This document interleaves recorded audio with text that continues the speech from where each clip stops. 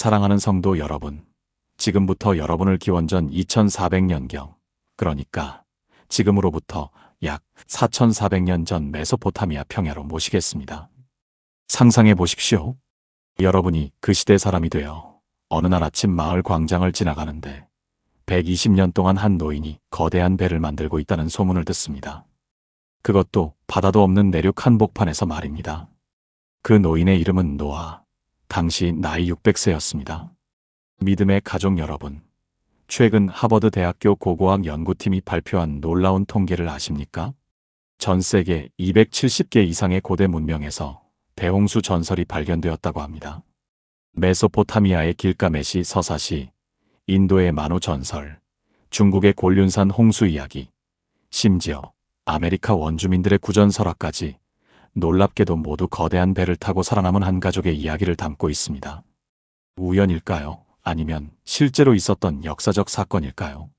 지난달 제가 만난 47세 김정훈 집사님은 해양공학 박사이자 대형 선박 설계 전문가입니다. 그분이 창세기 6장에 기록된 방주의 치수를 현대공학적으로 분석한 결과를 공유해 주셨는데 그 내용이 정말 충격적이었습니다.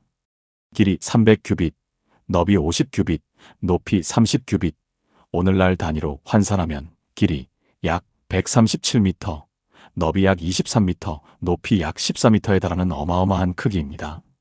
이것은 현대식 축구장 길이보다 더 길고 4층 건물 높이에 해당합니다. 더욱 놀라운 것은 1993년 한국조선공학회가 실시한 방주 모형 실험 결과입니다. 30대 1 축소 모형을 제작해 파도 실험을 했더니 이 방주의 가로세로 비율인 6대 1 비율이 현대 선박공학에서 가장 안정적인 황금 비율과 거의 일치한다는 사실이 밝혀졌습니다.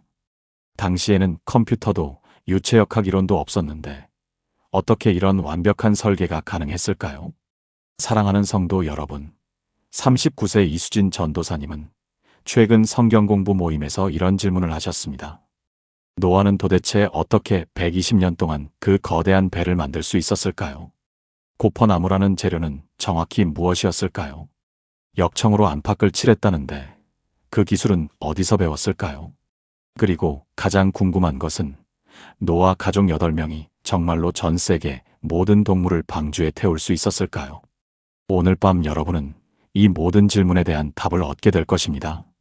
단순한 동화가 아닌 고고학적 증거와 과학적 분석으로 밝혀진 노아 방주의 실제 건조 과정을 함께 살펴보겠습니다. 믿음의 가족 여러분, 여러분의 믿음이 더 견고해지는 5분이 될 것입니다. 사랑하는 성도 여러분, 오늘 밤 잠들기 전 여러분께 한 가지 질문을 드리고 싶습니다. 노아의 방주 이야기를 들으실 때 가장 먼저 떠오르는 장면은 무엇인가요?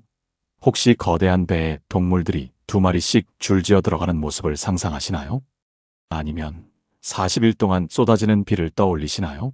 그런데 정작 우리가 간과하고 있는 것이 있습니다. 바로 그 어마어마한 크기의 방주를 노아가 어떻게 만들 수 있었느냐는 것입니다. 창세기 6장 14절에서 하나님은 노아에게 이렇게 명령하셨습니다. 너는 잣나무로 너를 위하여 방주를 만들되 그 안에 칸들을 막고 역청을 그 안팎에 칠하라. 이 한 구절 안에 담긴 의미를 깊이 살펴보면 우리는 하나님의 놀라운 섭리와 노아의 믿음을 새롭게 이해하게 됩니다. 먼저 성경은 방주의 크기를 매우 구체적으로 기록하고 있습니다. 창세기 6장 15절을 보면 그 방주의 길이는 300규빗, 너비는 50규빗, 높이는 30규빗으로 하라고 나와 있습니다. 1규빗을 약 45cm로 계산하면 길이가 135m, 너비가 22.5m, 높이가 13.5m에 달하는 거대한 구조물입니다. 이것이 얼마나 큰 규모인지 실감하시나요? 현대의 축구장 길이가 약 100m인 것을 생각하면 방주는 그보다 더 긴 배였습니다. 그런데 여기서 우리가 주목해야 할 점은 단순히 크기만이 아닙니다. 하나님께서 주신 이 설계도는 놀랍게도 현대 조선공학의 관점에서 봐도 매우 과학적이고 안정적인 비율이라는 것입니다. 2024년 서울 강남구에 사시는 43세 김정훈 집사님은 해양공학을 전공한 엔지니어입니다.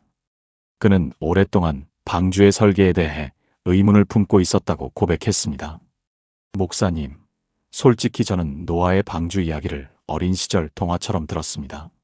하지만 제가 전공을 살려 방주의 구조를 분석해보니 충격을 받았습니다. 길이 대 너비 대 높이의 비율이 30대 5대 3인데 이것은 현대 선박 설계에서 가장 안정적이라고 알려진 황금 비율과 거의 일치합니다.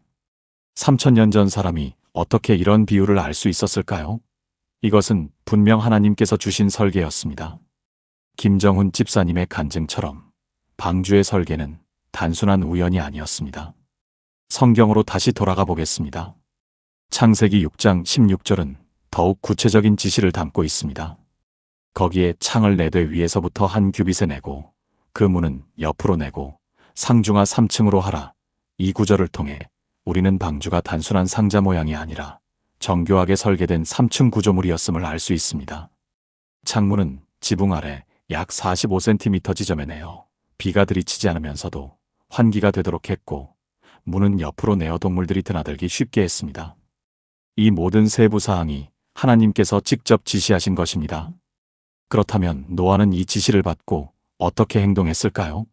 믿음의 가족 여러분, 여기서 우리가 깊이 묵상해야 할 부분이 있습니다. 노아가 방주를 짓기 시작했을 때 그의 나이는 500세가 넘었고 방주가 완성되었을 때는 600세였습니다. 창세기 7장 6절은 홍수가 땅에 있을 때의 노아가 600세라고 기록합니다. 이것은 노아가 무려 100년 가까운 세월을 방주 건조에 바쳤다는 의미입니다. 100년입니다. 상상이 되십니까? 한 번도 비를 본 적이 없는 세상에서 아무도 믿어주지 않는 상황에서 노아는 매일 아침 일어나 나무를 자르고 다듬고 쌓아 올렸습니다. 히브리서 11장 7절은 이렇게 증언합니다. 믿음으로 노아는 아직 보이지 않는 일에 경고하심을 받아 경외함으로 방주를 준비하여 그 집을 구원하였으니 바로 이 보이지 않는 일을 믿는 것이 진정한 믿음입니다. 그렇다면 노아는 혼자서 이 거대한 작업을 했을까요? 성경은 노아의 세 아들 셈과 함과 야벳을 언급합니다. 창세기 6장 10절에 노아가 세 아들을 낳았으니 셈과 함과 야벳이라고 기록되어 있습니다. 학자들은 노아가 방주를 짓기 시작할 때 아들들이 이미 장성했을 것으로 추정합니다. 즉, 노아의 가족 전체가 이 거대한 프로젝트에 참여했다는 것입니다. 아버지 노아가 하나님의 설계도를 따라 지휘하고 세 아들이 힘을 합쳐 나무를 운반하고 조립했을 것입니다. 며느리들도 각자의 역할을 감당하며 이 믿음의 여정에 동참했을 것입니다. 2025년 부산 해운대구에서 가족 목공소를 운영하는 58세 이상철 장로님은 이렇게 간증했습니다. 저희 가족은 3대가 함께 목공일을 합니다. 아버지께서 시작하신 일을 제가 이어받았고 이제 제 두 아들도 함께 일합니다. 큰 프로젝트를 할 때면 항상 노아의 가족을 떠올립니다. 가족이 한마음으로 움직일 때 불가능해 보이는 일도 가능해집니다. 작년에 저희는 한 교회의 강단을 제작했는데 설계부터 완성까지 8개월이 걸렸습니다. 그 과정에서 가족 간의 의견 차이도 있었고 힘든 순간도 있었지만 결국 하나님께 영광 돌리는 작품을 만들어냈습니다. 노아의 가족은 100년을 그렇게 살았다니 그 믿음이 얼마나 견고했을지 상상이 됩니다. 성경은 또한 방주 건조에 사용된 재료에 대해서도 구체적으로 말씀하고 있습니다. 잣나무로 너를 위하여 방주를 만들되, 여기서 잣나무로 번역된 히브리어 고페르는 정확히 어떤 나무인지에 대해 학자들 사이에서도 의견이 분분합니다. 어떤 학자들은 사이프러스 나무라고 하고 어떤 학자들은 소나무 계열이라고 합니다. 그러나 분명한 것은 이 나무가 물에 강하고 부패하지 않는 성질을 가진 나무였다는 것입니다.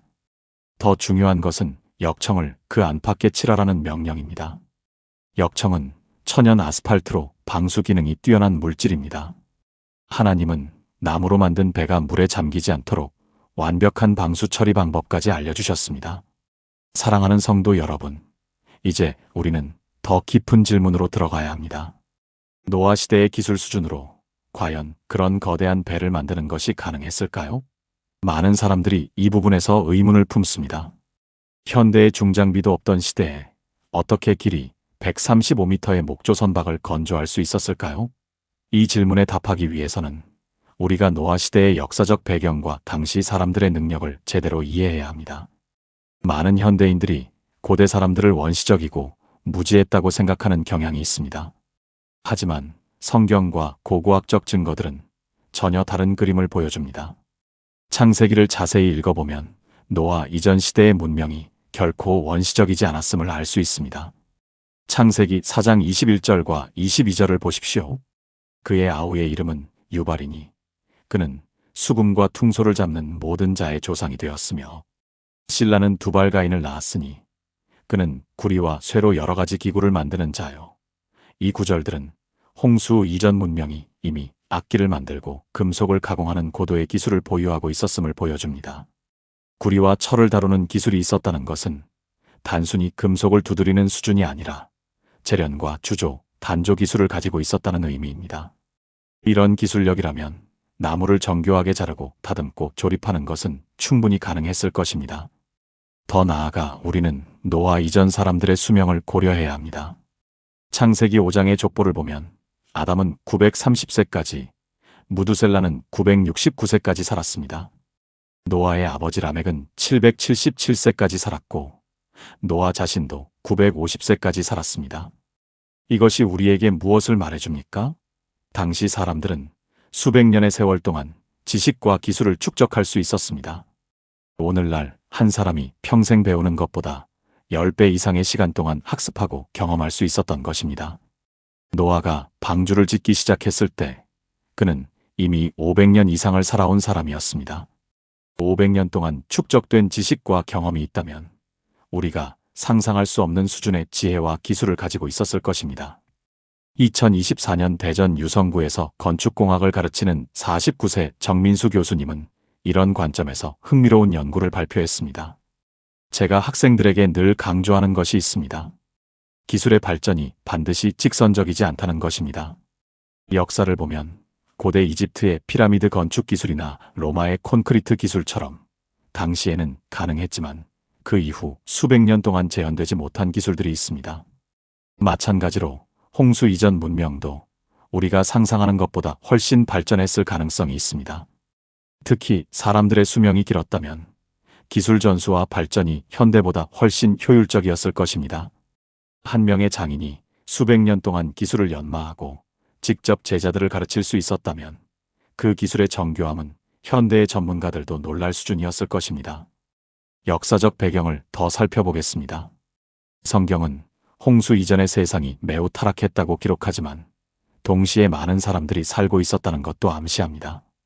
창세기 6장 1절은 사람이 땅 위에 번성하기 시작할 때라고 시작합니다. 번성한 인구는 곧 분업과 전문화를 의미합니다.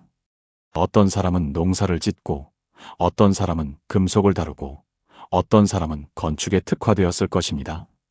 노아는 이런 사회에서 필요한 인력과 자원을 동원할 수 있었을 것입니다. 물론 성경은 당시 사람들이 노아를 조롱하고 믿지 않았다고 암시하지만 그렇다고 해서 노아가 모든 것을 혼자 했다는 의미는 아닙니다. 베드로후서 2장 5절은 노아를 의를 전파하는 자라고 부릅니다. 이것은 노아가 방주를 지으면서 동시에 사람들에게 회개를 촉구했다는 의미입니다. 학자들은 노아가 방주 건조 과정에서 일꾼들을 고용했을 가능성을 제시합니다. 당시 사람들은 노아의 경고를 믿지 않았지만 그가 제시하는 임금을 받고 일할 수는 있었을 것입니다. 실제로 고대 근동 지역의 기록들을 보면 대규모 건축 프로젝트에는 항상 많은 노동자들이 동원되었습니다. 노아도 하나님께서 주신 자원으로 필요한 인력을 고용하고 조직했을 것입니다. 또한 우리는 방주 건조에 걸린 시간을 생각해야 합니다. 100년이라는 세월은 결코 짧지 않습니다. 현대의 대형 선박도 건조에 2년에서 3년이 걸립니다. 노아는 그보다 30배 이상의 시간을 가지고 있었습니다. 급할 이유가 없었습니다. 하나님께서는 충분한 시간을 주셨고 노아는 그 시간을 지혜롭게 사용했을 것입니다. 한 부분을 완성하고 검증하고 보완하는 과정을 반복하면서 완벽에 가까운 방주를 만들어갔을 것입니다.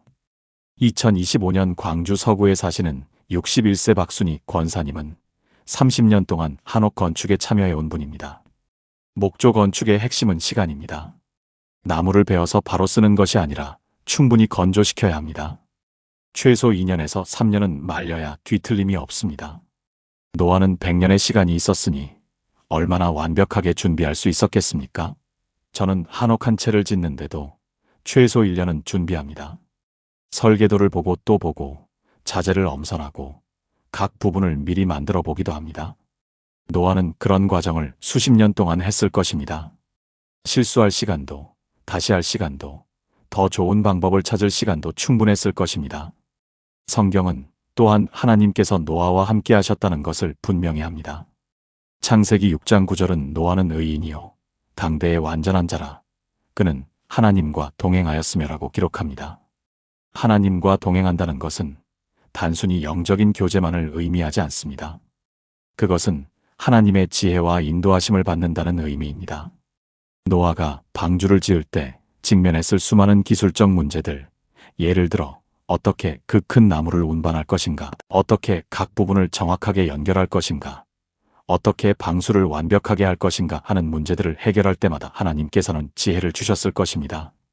믿음의 가족 여러분, 방주 건조의 이야기에서 우리가 놓치지 말아야 할 가장 중요한 부분이 있습니다.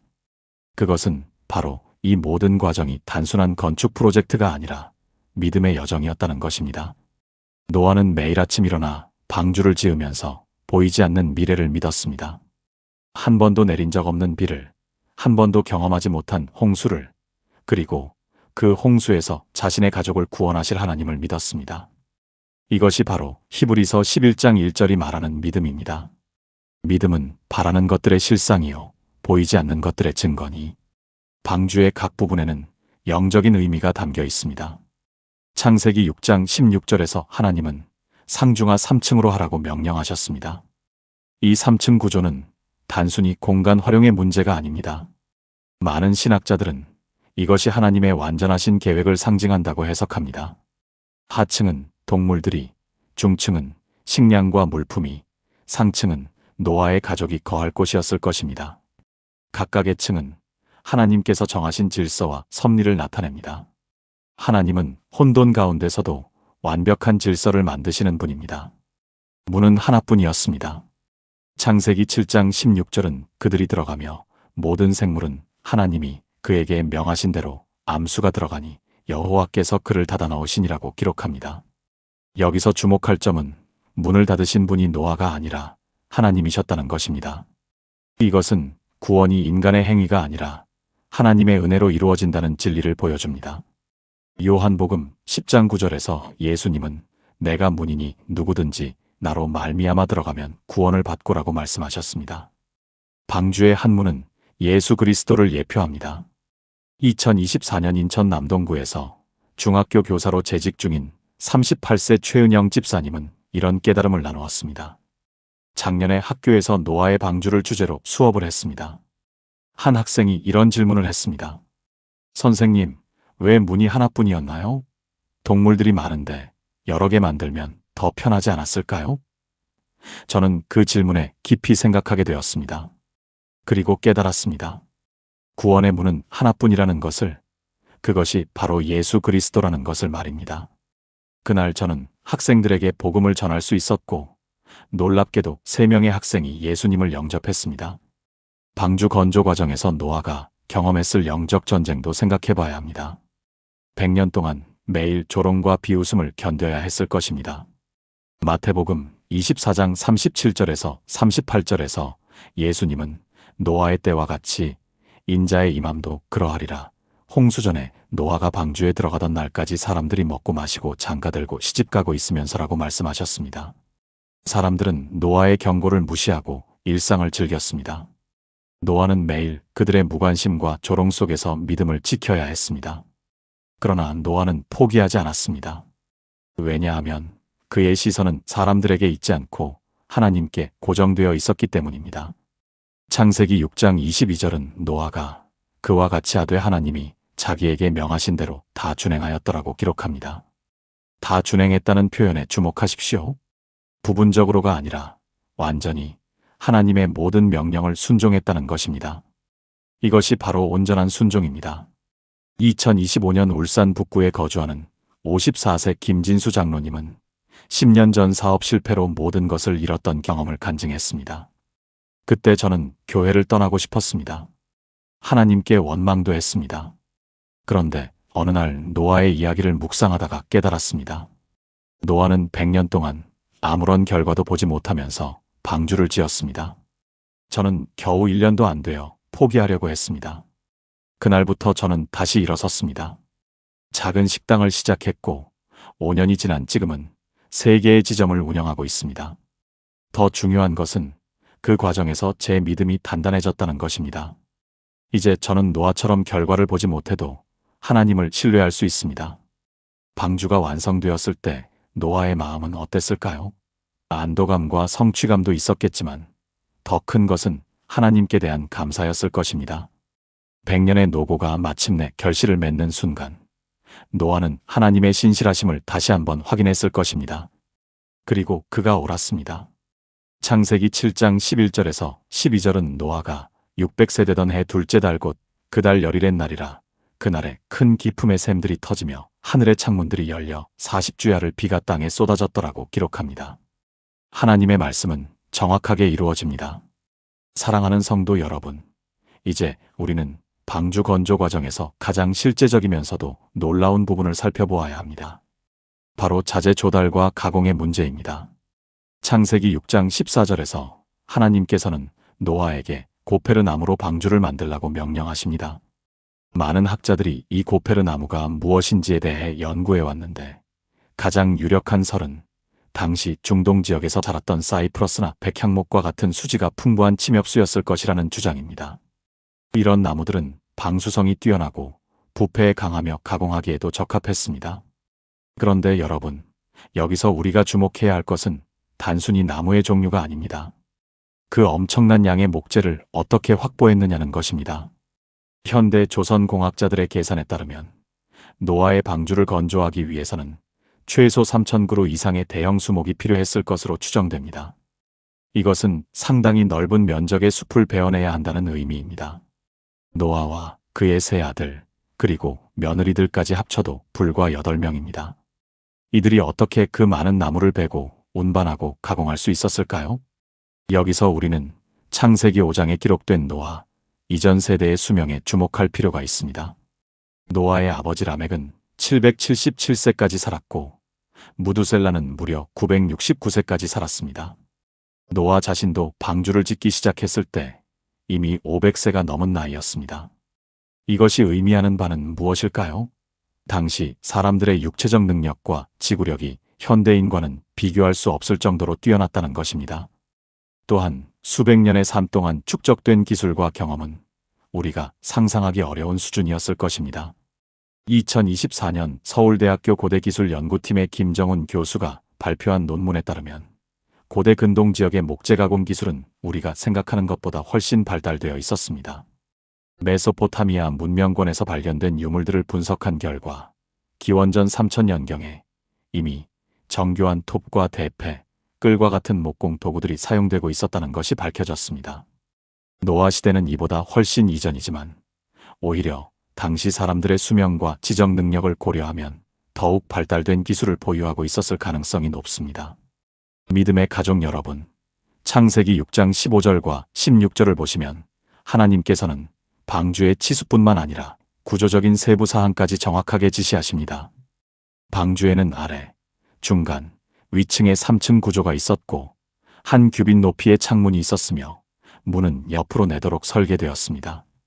이러한 상세한 설계도는 단순한 배가 아니라 정교한 해양 구조물의 청사진이었습니다. 네덜란드의 해양공학자들이 2019년에 방주의 설계도를 바탕으로 축소 모형을 만들어 실험한 결과 이 구조가 거대한 파도 속에서도 뒤집히지 않는 놀라운 안정성을 가지고 있다는 것이 입증되었습니다. 목재의 접합 방법도 매우 중요했을 것입니다. 현대의 못과 볼트가 없던 시대의 노아는 어떻게 그 거대한 목재들을 연결했을까요? 고고학적 증거들은 당시에 이미 촉촉이 음각과 양각을 맞추는 장부 맞춤 기법이 사용되었음을 보여줍니다. 이 기법은 못을 사용하는 것보다 오히려 더 강한 결합력을 제공합니다. 또한 나무못, 즉 목재핀을 사용하여 구조를 고정하는 방법도 널리 사용되었을 것으로 추정됩니다. 이런 방법들은 금속 부식의 위험도 없고 목재의 팽창과 수축에도 유연하게 대응할 수 있다는 장점이 있습니다. 방수 처리는 또 다른 중요한 과제였습니다. 창세기 6장 14절에서 하나님께서는 노아에게 안팎에 역청을 칠하라고 명령하십니다. 역청은 천연 아스팔트의 일종으로 고대 중동 지역 특히 사해 주변에서 자연적으로 생성되어 쉽게 구할 수 있었습니다. 메소포타미아의 바벨탑 유적에서도 벽돌을 접합하는데 역청이 사용된 흔적이 발견되었습니다. 역청은 가열하면 액체가 되어 목재의 틈새 깊숙이 스며들고 식으면 단단하게 굳어 완벽한 방수층을 형성합니다. 노아는 방주의 모든 표면, 심지어 내부까지 이 역청으로 코팅했을 것입니다. 경기도 용인에 사는 67세 이상철 장로님은 평생 건축업에 종사하신 분인데 2025년 초 교회 성경 공부 시간에 이런 간증을 하셨습니다. 자신이 40년 넘게 건축 현장을 다니면서 느낀 것은 아무리 좋은 설계도와 자재가 있어도 결국 중요한 것은 시공하는 사람의 정성과 끈기라는 것이었습니다. 특히 대형 프로젝트일수록 매일매일 작은 부분에 집중하며 쌓아가는 것이 중요한데 노아가 120년 동안 방주를 지으면서 단 하루도 포기하지 않았다는 것이 얼마나 대단한 일인지 이제야 깨닫게 되었다고 말씀하셨습니다. 믿음의 가족 여러분, 이제 우리는 방주 건조 과정에서 가장 감동적인 측면을 살펴보아야 합니다. 그것은 바로 가족의 협력과 헌신입니다. 창세기 7장 7절은 노아와 그의 아들들과 그의 아내와 며느리들이 함께 방주로 들어갔다고 기록합니다. 이 짧은 구절 속에 담긴 의미는 실로 엄청납니다.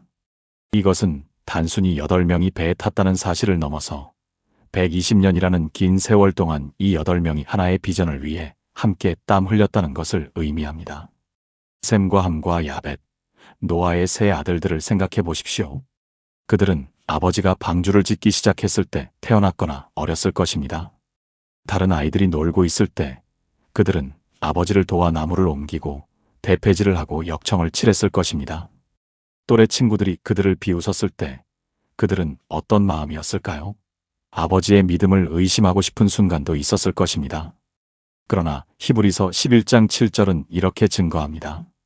믿음으로 노아는 아직 보이지 않는 일에 경고하심을 받아 경외함으로 방주를 준비하여 그 집을 구원하였으니 이로 말미암아 세상을 정죄하고 믿음을 따르는 의의 상속자가 되었느니라.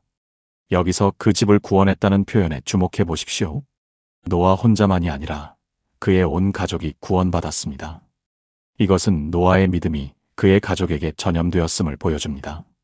매일 아침 일찍 일어나 방주 건조 현장으로 향하는 아버지의 뒷모습을 보며 아들들은 무엇을 배웠을까요?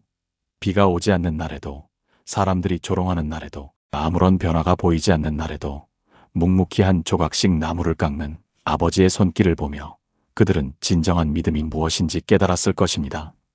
부산 해운대에 사는 43세 최은정 집사님의 간증이 생각납니다. 2024년 여름, 그녀의 남편이 갑자기 사업 실패로 모든 것을 잃었습니다.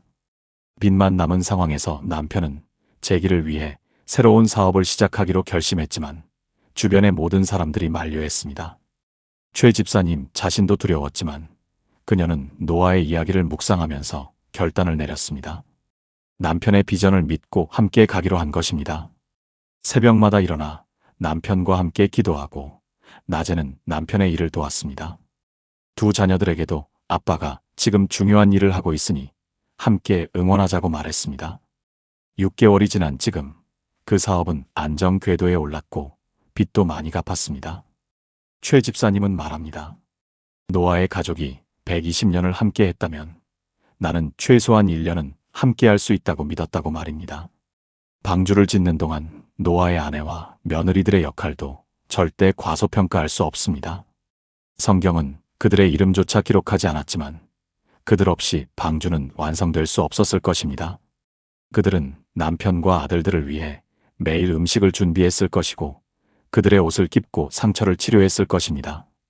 더 중요하게는 힘든 날에 격려하고 지친 날에 위로하며 가족의 사기를 북돋웠을 것입니다. 잠언 31장에 나오는 현숙한 여인의 모습이 바로 그들이었을 것입니다. 에베소서 5장 21절은 그리스도를 경외함으로 피차 복종하라고 말씀합니다. 노아의 가족에게서 우리는 이 말씀의 실제적인 모델을 봅니다. 노아는 하나님께 복종했고 가족들은 노아의 리더십에 복종했으며 노아 역시 가족의 필요와 의견에 귀 기울였을 것입니다. 이것이 진정한 성경적 가족의 모습입니다. 120년이라는 세월은 결코 짧은 시간이 아닙니다. 그 세월 동안 가족 간의 갈등도 있었을 것이고 의견 충돌도 있었을 것입니다. 그러나 그들은 더 큰 목표, 하나님의 명령이라는 공동의 비전 앞에서 하나 되기를 선택했습니다. 대전에 사는 56세 김현수 권사님은 2025년 1월 교회 수련회에서 이런 이야기를 나누셨습니다. 그녀의 가족은 20년 전 남편이 목회 소명을 받았을 때 안정된 직장을 그만두고 신학교에 들어가면서 큰 변화를 겪었습니다. 두 자녀가 학교에 다니고 있었고 집도 장만하기 전이었습니다. 주변에서는 미쳤다고 했고 친정 부모님도 반대하셨습니다. 그러나 김 권사님은 노아의 아내를 생각하며 남편을 지지하기로 결단했습니다. 신학교 7년 동안 그녀는 낮에는 일하고 밤에는 아이들을 돌보며 남편이 공부에만 전념할 수 있도록 도왔습니다. 자녀들도 어려운 형편을 이해하고 장학금을 받으며 학교를 다녔습니다. 지금 남편은 200명 규모의 교회를 섬기는 담임 목사가 되었고 두 자녀도 신앙 안에서 잘 성장했습니다. 김 권사님은 말합니다. 우리 가족이 함께 꾼 하나님의 꿈이 이루어지는 과정이었다고 말입니다. 여러분, 노아의 방주 이야기는 단지 한 사람의 영웅담이 아닙니다. 그것은 8명의 가족이 함께 쓴 믿음의 교향곡입니다. 오늘 밤 여러분의 가정을 돌아보십시오. 하나님께서 여러분의 가정에 주신 방주는 무엇입니까? 그것을 함께 지어가고 있습니까? 배우자와 자녀들이 여러분의 비전에 동참하고 있습니까? 아니면 혼자서 외롭게 싸우고 있습니까? 사랑하는 성도 여러분, 방주 건조 과정의 마지막 단계를 살펴보면서 우리는 가장 극적이면서도 의미심장한 장면을 만나게 됩니다. 그것은 바로 동물들을 방주에 들이는 과정입니다. 창세기 7장 8절과 9절은 이렇게 기록합니다. 정결한 짐승과 부정한 짐승과 새와 땅에 기는 모든 것이 하나님이 노아에게 명하신 대로 암수둘씩 노아에게 나아와 방주로 들어갔더라. 이 구절에서 우리가 놓치지 말아야 할 핵심이 있습니다. 동물들이 노아에게 나아왔다는 표현입니다. 여러분, 이것이 의미하는 바가 무엇인지 아십니까? 노아가 전 세계를 돌아다니며 동물들을 잡아온 것이 아니라는 것입니다. 하나님께서 직접 동물들을 방주로 인도하셨다는 것입니다. 이것은 우리에게 엄청난 깨달음을 줍니다. 방주를 짓는 것은 노아의 책임이었지만 방주를 채우는 것은 하나님의 주권이었습니다. 노아는 자신이 할 수 있는 최선을 다해 방주를 지었고 하나님께서는 노아가 할 수 없는 부분을 채우셨습니다. 이것이 바로 하나님과 인간의 협력, 은혜와 순종의 아름다운 조화입니다. 현대의 동물학자들은 방주에 탔을 동물의 종류와 수를 추정하는 연구를 해왔습니다. 2023년 미국의 창조과학연구소가 발표한 보고서에 따르면 창세기의 종이라는 개념은 현대생물학의 과와 비슷한 수준으로 방주에는 약 7,000마리에서 1만 마리 정도의 동물이 탔을 것으로 추정됩니다. 이것은 생각보다 적은 수치인데 왜냐하면 방주 이후 이 기본 종들로부터 현재의 다양한 종들이 분화되었기 때문입니다. 예를 들어 방주에는 개과 동물의 기본 한 쌍만 탔지만 홍수 이후 이들로부터 늑대, 여우, 자칼, 그리고 우리가 아는 다양한 개 품종들이 나타났다는 것입니다. 그러나 여기서 우리가 주목해야 할 것은 단순히 동물의 수가 아닙니다. 방주로 들어가는 동물들의 행렬을 상상해 보십시오. 사자와 양이 함께 걸어가고 뱀과 비둘기가 나란히 들어갑니다. 이것은 자연의 법칙을 거스르는 기적입니다. 이사야 11장 6절에서 9절까지는 메시아 시대의 평화를 예언하면서 이렇게 말씀합니다. 그때의 이리가 어린 양과 함께 살며 표범이 어린 염소와 함께 누우며 송아지와 어린 사자와 살진 짐승이 함께 있어 어린아이에게 끌리며 암소와 곰이 함께 먹으며 그것들의 새끼가 함께 엎드리며 사자가 소처럼 풀을 먹을 것이라. 방주로 들어가는 동물들의 모습은 바로 이 예언의 예표였습니다. 홍수 심판 직전에 하나님께서는 잠깐 동안 에덴 동산의 평화를 재현하신 것입니다. 이것은 심판 가운데서도 회복의 소망을 보여주시는 하나님의 자비입니다. 노아와 그의 가족이 이 광경을 보았을 때 그들은 어떤 생각을 했을까요? 아마도 그들은 하나님의 창조 질서의 아름다움과 완벽함을 다시 한번 깨달았을 것입니다. 서울 강남에 사는 39세 박준영 집사님은 2024년 가을에 놀라운 경험을 하셨습니다. 그는 IT 스타트업을 운영하는데 회사가 위기에 처했을 때 기도하는 가운데 노아의 방주 이야기를 묵상하게 되었습니다. 특히 동물들이 스스로 방주로 왔다는 부분에서 큰 깨달음을 얻었습니다. 자신이 모든 것을 통제하려고 애쓰지 말고 하나님께 맡기는 부분이 있어야 한다는 것을 깨달은 것입니다. 그는 자신이 할 수 있는 최선을 다해 사업 구조를 정비하고 제품을 개선했지만 투자자를 찾는 일은 하나님께 맡겼습니다. 놀랍게도 한 달 후 우연히 만난 사람을 통해 적절한 투자를 받게 되었고 그 투자자는 단순히 돈만 투자한 것이 아니라 사업에 필요한 네트워크까지 연결해 주었습니다. 박 집사님은 말합니다. 노아가 동물들을 직접 잡으러 다니지 않았듯이 나도 하나님께서 보내주시는 사람들을 기다리는 법을 배웠다고 말입니다. 여러분, 방주에 동물들이 다 들어간 후 창세기 7장 16절은 매우 의미심장한 표현을 사용합니다. 여호와께서 그를 들여보내고 문을 닫으시니라. 누가 문을 닫았습니까? 노아가 아닙니다. 하나님께서 직접 문을 닫으셨습니다. 이것은 구원의 확실성을 보여줍니다. 노아가 자신의 힘으로 문을 닫았다면 혹시 폭풍의 문이 열릴 수도 있었을 것입니다.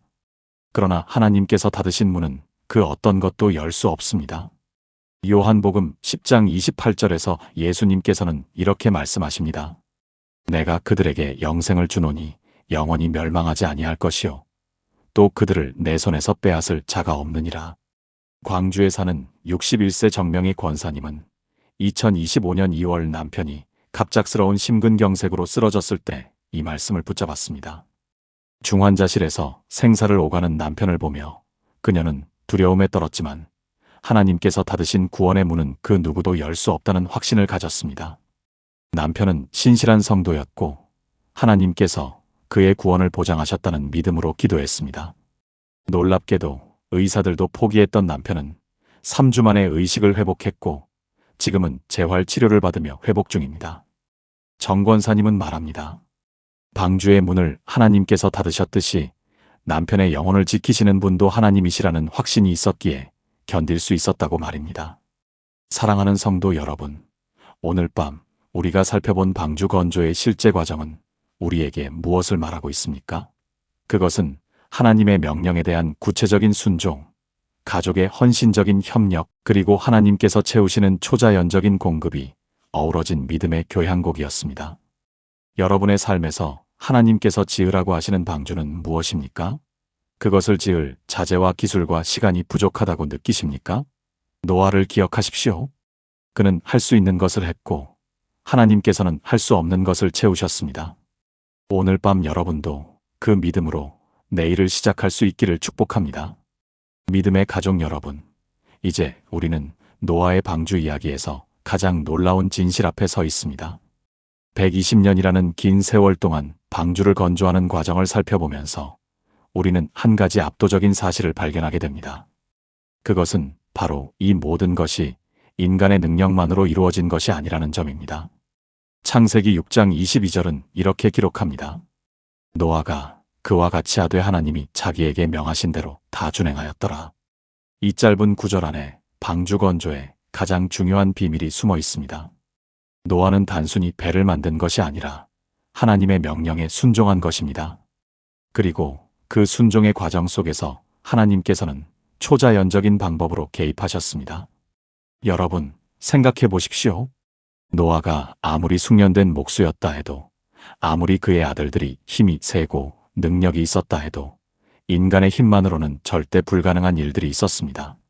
45만 입방미터에 달하는 거대한 공간을 가진 배를 만드는 것, 완벽한 방수 처리를 하는 것, 수천 마리의 동물들이 1년 이상 생존할 수 있는 환경을 조성하는 것, 이 모든 것은 인간의 능력을 뛰어넘는 일이었습니다. 그런데 여기에 우리가 놓쳐서는 안 될 중요한 진리가 있습니다. 하나님께서는 노아에게 불가능한 일을 명령하셨지만 동시에 그 일을 이루는데 필요한 모든 것을 공급해 주셨다는 것입니다. 방주를 짓는 기술과 지혜, 필요한 자재를 구하는 방법, 동물들을 관리하는 노하우, 이 모든 것이 하나님으로부터 온 것입니다. 37세 김정훈 집사님은 건축 엔지니어로 일하면서 늘 복잡한 프로젝트들로 스트레스를 받았습니다.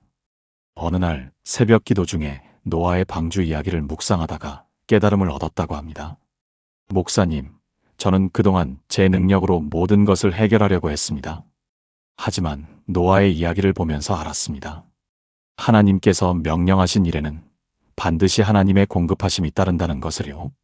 그 후로 저는 프로젝트를 시작하기 전에 먼저 기도합니다. 그리고 놀랍게도 불가능해 보이던 일들이 하나씩 풀려나가기 시작했습니다. 사랑하는 성도 여러분, 노아의 방주가 실제로 어떻게 만들어졌는지에 대한 가장 정확한 답은 바로 이것입니다. 하나님의 명령과 인간의 순종, 그리고 그 과정에서 임하는 하나님의 초자연적인 도우심이 결합되어 만들어졌다는 것입니다. 히브리서 11장 7절은 이렇게 증거합니다.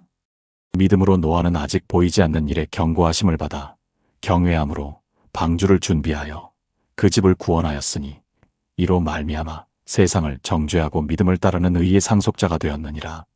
노아는 믿음으로 방주를 준비했습니다. 그 믿음은 단순히 하나님의 말씀을 지적으로 동의하는 것이 아니라 전생애를 걸고 순종하는 것이었습니다. 여러분, 노아가 방주를 짓는 120년 동안 주변 사람들은 그를 어떻게 봤을까요? 아마도 미친 사람 취급을 했을 것입니다. 비도 오지 않는데 무슨 홍수야? 바다도 없는 육지 한가운데서 배를 짓다니 정신이 나갔구만. 이런 조롱과 비웃음이 120년 동안 끊임없이 노아와 그의 가족을 괴롭혔을 것입니다. 하지만 노아는 흔들리지 않았습니다. 왜냐하면 그는 사람들의 말이 아니라 하나님의 말씀에 귀를 기울였기 때문입니다. 그는 눈에 보이는 현실이 아니라 하나님께서 보여주신 미래의 심판을 믿었기 때문입니다. 그리고 그 믿음이 120년이라는 긴 세월 동안 그를 지탱해 주었습니다. 55세 이순옥 권사님은 15년 전 하나님의 부르심을 받고 선교사로 나가기로 결심했습니다. 주변의 모든 사람들이 반대했습니다. 안정적인 직장을 그만두고 편안한 생활을 포기하고 위험한 곳으로 간다는 것을 이해할 수 없었던 것입니다.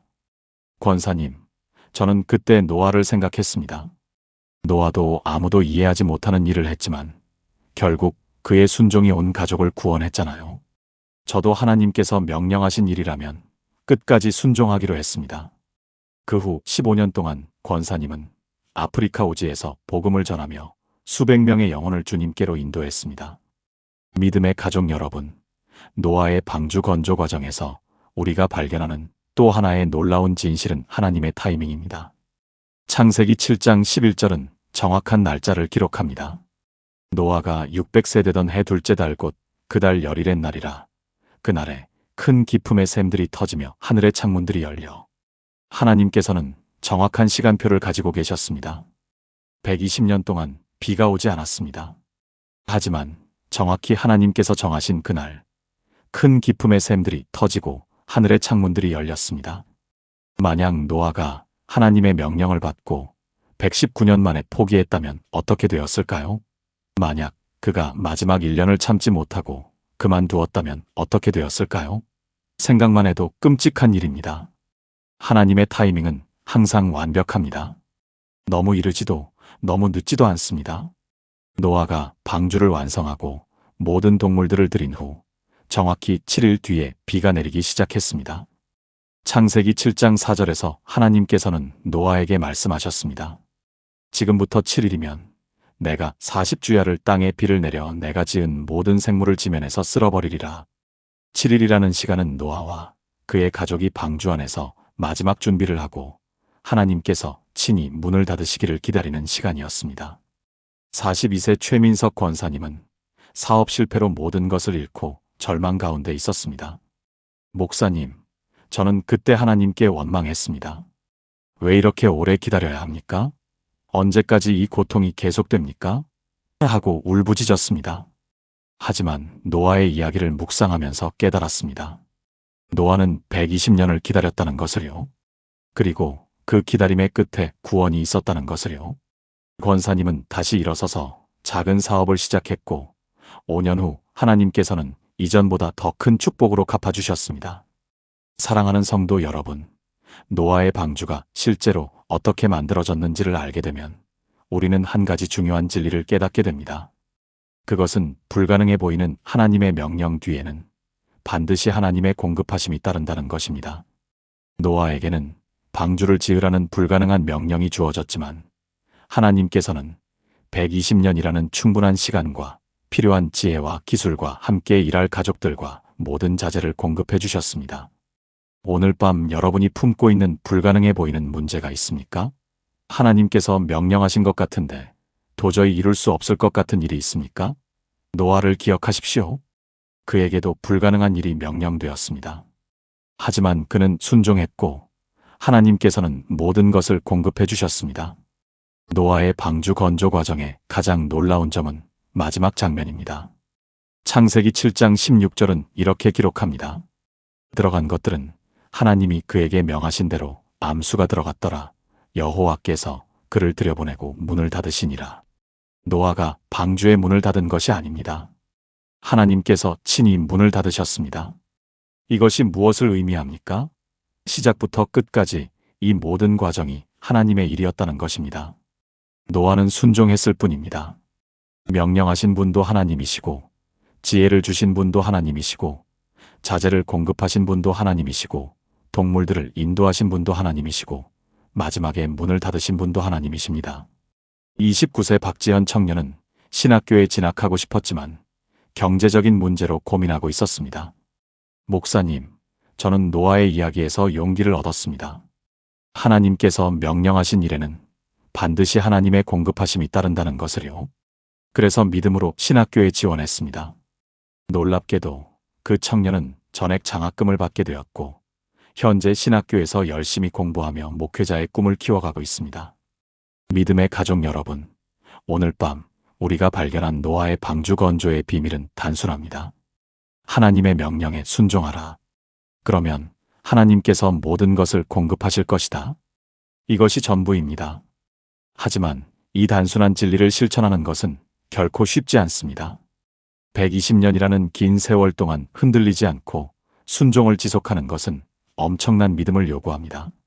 그러나 여러분, 그 끝에 무엇이 있습니까? 구원이 있습니다. 노아와 그의 가족 8식구만이 그 무서운 심판에서 살아남았습니다. 그들이 살아남은 이유는 단 하나, 하나님의 명령에 순종했기 때문입니다. 방주 안에 있었기 때문입니다. 오늘 우리에게도 영적인 방주가 있습니다. 그것은 바로 예수 그리스도이십니다. 요한복음 10장 9절에서 예수님께서는 말씀하셨습니다. 내가 문이니 누구든지 나로 말미암아 들어가면 구원을 받고 출입하며 꼴을 얻으리라. 노아 시대에 방주의 문을 통해 들어간 자들만이 구원을 받았듯이 오늘날 예수 그리스도라는 문을 통해 들어가는 자들만이 영원한 구원을 받습니다. 그리고 노아의 방주문을 하나님께서 친히 닫으신 것처럼 우리의 구원도 하나님께서 친히 보장하십니다. 요한복음 10장 28절에서 예수님께서는 약속하셨습니다. 내가 그들에게 영생을 주노니 영원히 멸망하지 아니할 것이요 또 그들을 내 손에서 빼앗을 자가 없느니라. 사랑하는 하나님 아버지, 오늘 밤 노아의 방주 이야기를 통해 당신의 놀라운 섭리와 신실하심을 깨닫게 하심을 감사드립니다. 하나님, 노아에게 명령하셨던 것처럼 저희에게도 불가능해 보이는 일들을 명령하실 때가 있습니다. 그때마다 저희는 두려워하고 망설입니다. 하지만 오늘 저희는 배웠습니다. 당신께서 명령하신 일에는 반드시 당신의 공급하심이 따른다는 것을요. 노아에게 120년이라는 시간과 필요한 모든 것을 공급하신 것처럼 저희에게도 필요한 모든 것을 공급해 주실 것을 믿습니다. 주님, 노아가 방주를 지을 때 주변의 조롱과 비웃음 속에서도 흔들리지 않았던 것처럼 저희도 사람들의 말이 아니라 당신의 말씀에 귀 기울이게 하옵소서. 눈에 보이는 현실이 아니라 당신께서 보여주시는 미래를 바라보며 살아가게 하옵소서. 하나님, 노아의 가족이 하나 되어 방주를 지었던 것처럼 저희 가정도 하나님의 일에 함께 헌신하는 가정이 되게 하옵소서. 부부가 서로 격려하고 부모와 자녀가 함께 순종하며 온 가족이 하나님의 뜻을 이루어가는 아름다운 가정이 되게 하옵소서. 주님, 노아가 120년이라는 긴 세월 동안 포기하지 않았던 것처럼 저희도 당신께서 주신 사명을 끝까지 감당하는 믿음을 주옵소서. 때로는 너무 오래 기다려야 하고 때로는 결과가 보이지 않아 낙심할 때가 있지만 당신의 타이밍이 완벽하다는 것을 믿고 끝까지 순종하게 하옵소서. 하나님, 노아가 방주의 문을 닫은 것이 아니라 당신께서 친히 문을 닫으신 것처럼 저희의 구원도 당신께서 친히 보장하심을 감사드립니다. 예수 그리스도라는 영적 방주 안에 있는 저희를 영원히 지켜주시고 보호해 주실 것을 믿습니다. 주님, 오늘 밤 이 말씀을 듣는 모든 분들이 노아처럼 순종하는 믿음을 가지게 하옵소서. 불가능해 보이는 상황 앞에서도 당신의 명령에 순종하고 당신의 공급하심을 경험하며 마침내 구원의 기쁨을 누리는 복된 인생을 살아가게 하옵소서. 이 모든 기도를 우리의 영원한 방주이신 예수 그리스도의 이름으로 기도드립니다. 아멘. 사랑하는 성도 여러분, 오늘 밤 우리는 함께 노아의 방주가 실제로 어떻게 만들어졌는지에 대한 놀라운 이야기를 나누었습니다. 이것은 단순히 고대의 흥미로운 이야기가 아닙니다. 이것은 오늘 우리의 삶에 직접적으로 적용되는 살아있는 하나님의 말씀입니다. 우리는 방주의 놀라운 설계를 살펴보면서 하나님의 완벽하신 지혜를 보았습니다. 길이 300규빗, 너비 50규빗, 높이 30규빗의 완벽한 비율은 현대 조선공학의 원리와도 일치합니다. 이것은 우연이 아닙니다. 하나님께서는 노아에게 정확한 설계도를 주셨고 그 설계는 완벽했습니다. 우리는 또한 방주를 짓는 데 필요했던 기술과 자재를 살펴보면서 노아 시대에도 충분히 가능했던 건조 방법들을 발견했습니다. 잣나무로 만든 튼튼한 골조, 역청으로 처리한 완벽한 방수, 세 층으로 나뉜 효율적인 공간 활용, 이 모든 것이 하나님께서 노아에게 주신 지혜로 이루어졌습니다. 가족의 협력과 헌신도 잊을 수 없습니다. 노아와 그의 아내, 세 아들과 며느리들이 120년 동안 하나 되어 이 거대한 프로젝트를 완성했습니다. 이것은 오늘날 우리 가정에도 중요한 교훈을 줍니다. 하나님의 일은 혼자 하는 것이 아니라 가족이 함께, 성도가 함께 이루어가는 것입니다. 동물들을 방주에 들이는 과정에서 우리는 하나님의 초자연적인 역사를 보았습니다. 수천 마리의 동물들이 스스로 방주로 찾아왔고 질서 있게 들어갔으며 1년 이상을 평화롭게 지냈습니다. 이것은 분명히 하나님의 기적이었습니다. 그리고 마지막으로 우리는 가장 중요한 진리를 발견했습니다. 그것은 이 모든 과정이 하나님의 명령과 인간의 순종, 그리고 하나님의 공급하심이 결합되어 이루어졌다는 것입니다. 노아는 순종했고 하나님께서는 모든 것을 공급하셨습니다. 믿음의 가족 여러분, 오늘 밤 이 말씀이 여러분의 가슴에 깊이 새겨지기를 바랍니다. 여러분이 지금 직면하고 있는 불가능해 보이는 상황이 무엇입니까? 경제적인 어려움입니까? 건강의 문제입니까? 가정의 위기입니까? 사업의 실패입니까? 자녀 문제입니까? 노아를 기억하십시오. 그에게도 불가능한 일이 명령되었습니다. 하지만 그는 순종했고 120년이라는 긴 세월 동안 포기하지 않았으며 마침내 구원을 경험했습니다. 하나님께서는 노아에게 하신 것처럼 여러분에게도 하실 것입니다. 오늘 밤 잠들기 전에 여러분께 드리는 도전이 있습니다. 하나님께서 여러분에게 명령하신 것이 무엇인지 생각해 보십시오. 그리고 그것에 순종하기로 결단하십시오. 비록 불가능해 보여도, 비록 주변 사람들이 이해하지 못해도, 비록 오랜 시간이 걸려도 순종하십시오. 하나님께서는 반드시 필요한 모든 것을 공급하실 것입니다. 여러분, 만약 이 메시지가 은혜가 되셨다면 아래 좋아요 버튼을 눌러주시고 구독 버튼도 눌러주시기 바랍니다. 그리고 알림 설정까지 해주시면 앞으로 올라올 은혜로운 메시지들을 놓치지 않고 받아보실 수 있습니다. 여러분의 작은 참여가 더 많은 사람들에게 하나님의 말씀을 전하는데 큰 힘이 됩니다. 그리고 댓글로 여러분의 간증을 나눠주십시오. 이 말씀을 듣고 받은 은혜가 무엇인지, 하나님께서 여러분에게 명령하신 것이 무엇인지, 그리고 그것에 순종하기로 결단한 내용을 나눠주시면 서로에게 큰 격려가 될 것입니다. 여러분의 이야기가 누군가에게는 희망이 되고 용기가 될 수 있습니다. 48세 정밀한 집사님은 이 메시지를 듣고 댓글을 남겼습니다. 저는 오랫동안 남편의 구원을 위해 기도해왔지만 아무런 변화가 없어 포기하고 싶었습니다. 하지만 노아가 120년을 기다렸다는 말씀에 다시 힘을 얻었습니다. 계속 기도하겠습니다. 그 댓글을 본 다른 성도님들이 함께 기도해 주었고 놀랍게도 3개월 후 집사님의 남편이 교회에 나오기 시작했습니다. 여러분의 간증도 이렇게 다른 사람들에게 축복이 될 수 있습니다. 사랑하는 성도 여러분, 이 영상을 여러분의 가족, 친구, 지인들과 함께 나눠주십시오. SNS에 공유해 주시고 카카오톡으로 보내주시고 필요한 분들께 전해주십시오. 오늘 밤 여러분이 받은 이 은혜가 더 많은 사람들에게 전해져서 많은 영혼들이 위로받고 힘을 얻기를 바랍니다. 노아의 방주는 단순히 과거의 이야기가 아닙니다. 그것은 오늘도 살아 역사하시는 하나님의 신실하심을 보여주는 증거입니다. 불가능한 일을 명령하시지만 반드시 공급하시는 하나님, 오랜 시간이 걸려도 약속을 지키시는 하나님, 순종하는 자를 끝까지 지키시는 하나님을 우리는 노아의 이야기에서 만납니다. 오늘 밤 여러분이 이 말씀을 가슴에 품고 잠자리에 들기를 바랍니다. 그리고 내일 아침 일어날 때 새로운 결단과 함께 일어나기를 바랍니다. 하나님께서 명령하신 일에 순종하겠다는 결단, 불가능해 보여도 끝까지 믿음을 지키겠다는 결단, 하나님 이십니다.